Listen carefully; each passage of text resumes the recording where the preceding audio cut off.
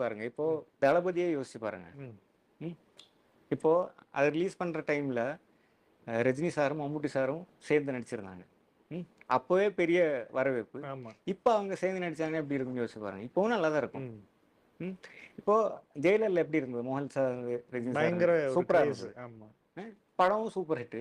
So இந்த மாதிரி ஒரு காம்பினேஷனோட வந்தா நல்லா இருக்கும். ஓகே, இண்டஸ்ட்ரியும் டெவலப் ஆகும். கண்டிப்பா இந்தியன் இண்டஸ்ட்ரியே சூப்பராயிடும், பெருசாயிடும். வெளியிருந்து பார்த்தோம் நம்ம இண்டஸ்ட்ரியை விட இவங்க இண்டஸ்ட்ரி நல்லா இருக்கு, அந்த மாதிரி ஆயிடும். Okay, so we should do அந்த மாதிரி ஃபிலிம்ஸ்னு தோணுது. Okay sir. ஸோ அது ஒரு பக்கம் இருக்கும்போது எனக்கு ஸ்கிரிப்ட் சம்மந்தமாக நீங்கள் சொன்னதுனால இன்னொரு கேள்வி வருது. இப்போ ரஜினி சாரோ இல்லை வந்து ஒரு பெரிய ஸ்டார் அந்தஸ்தில் இருக்கிற ஒரு நடிகர் வந்து ஒரு சின்ன பட்ஜெட்டில் இருக்கிற ஒரு படத்தை பண்ணுறதுக்கு ரொம்ப காலதாமதம்